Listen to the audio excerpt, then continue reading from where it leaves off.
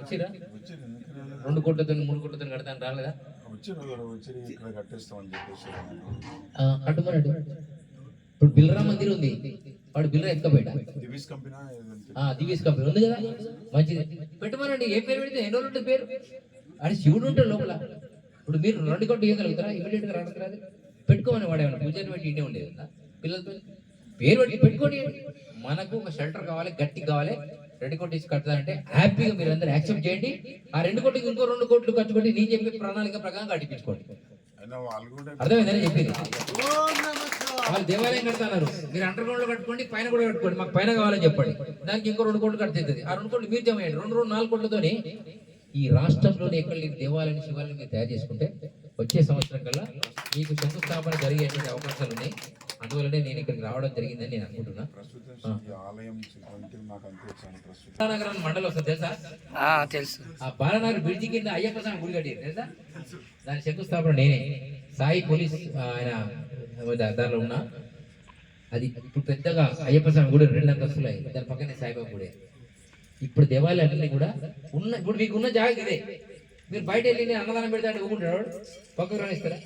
దీనిలోనే మంచి జరగాలి. ఇట్లనే ఇది కార్యక్రమం జరుగుతుంది. పైన దేవుడు, కింద అండర్ గ్రౌండ్ లో కూడా శివం ఉంటుంది, శివలింగం ఉంటుంది చిన్నది. అక్కడ మీరు వెళ్ళి ధ్యానం చేసుకోండి. ఇలా 3 ప్రకరణతో చేయండి. మీకు అయ్యే ఖర్చు ఒకటే. కింద స్లాబ్ వస్తుంది, పైన స్లాబ్ వస్తుంది. ఇంకా పైన స్లాబ్ అవసరం లేదు, ఆల్రెడీ గుడి వస్తుంది, గోపురం వస్తుంది. తర్వాత మన ఇష్టం చేసుకోండి. ఇది మీరు ప్రయత్నం చేసినట్టయితే మీ దగ్గర ఎంతమంది ధనవంతులు అంటే బిజినెస్ చేసేటువంటి వాళ్ళు లిస్ట్ తయారు చేసుకోండి. ఎవరికి వారే తయారు చేయండి. మీ లిస్ట్లో నీ ఫోన్ ఉంటుంది కదా, 20 మంది తెలుసు నీకు, 20 మంది తెలుసు. తయారు చేసి మెల్లగా అటాక్ చేయాలి. ఎట్లా అటాక్ చేయాలి? 41 రోజులు వచ్చినప్పుడే మెల్లగా సమయం చూసుకొని మెల్లగా వేయాలి. వాళ్ళని ఇన్వాల్వ్ చేయాలి. దీక్షలో ఇప్పుడు ఎన్ని రోజులు దీక్ష? మీకు ఇంకా 10 రోజులు, మహాశివరాత్రి దీక్ష ఇప్పుడు తయారు చేయండి. తర్వాత కూడా మీరు ప్రయత్నం చేయండి, తప్పలేదు. వారానికి ఒకటి. ఇప్పుడు కుంభమేళకి వెళ్తున్నా, నాకు ఫ్లైట్ టికెట్ 25,000, అప్పుడు 50,000 కావాలి. నేను ఎవరి దగ్గర డబ్బులు అడగాలి, ఇట్లా అని ఆలోచన చేస్తున్నాను.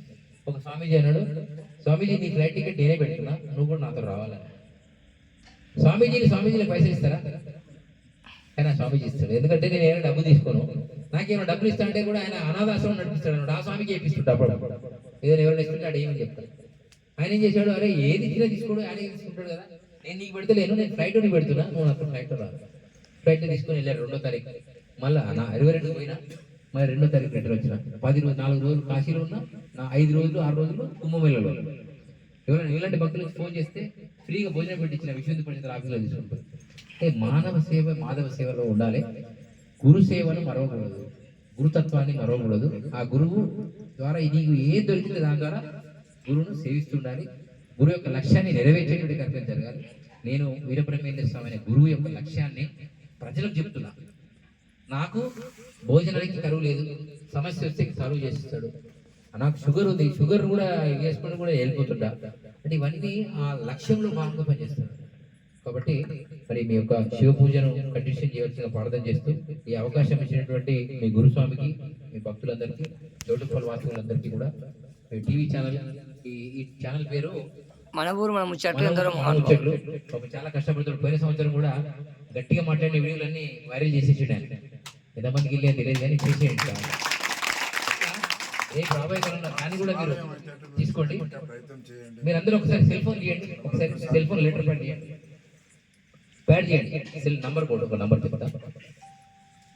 ఇది తర్వాత లాస్ట్ 079 స్వామి మీరు కూడా 079 079 410 55 అందరు ఏకకాలంలో మిస్కాల్ ఇవ్వండి. దీని గురించి చెప్తా, ఇచ్చేయండి, కట్ చేయొద్దు. ఆటోమేటిక్ అదే కట్ అయ్యి మీకు ఓట్ ఫర్ శివాజీ జయంతి అనే వస్తుంది. శివాజీ జయంతి సందర్భంగా వాడు దేశంలో హిందూ ధర్మం బతకడానికి తన కొడుకులను, బిడ్డలను, భార్య కూడా చనిపోయింది. కానీ ఈ దేశం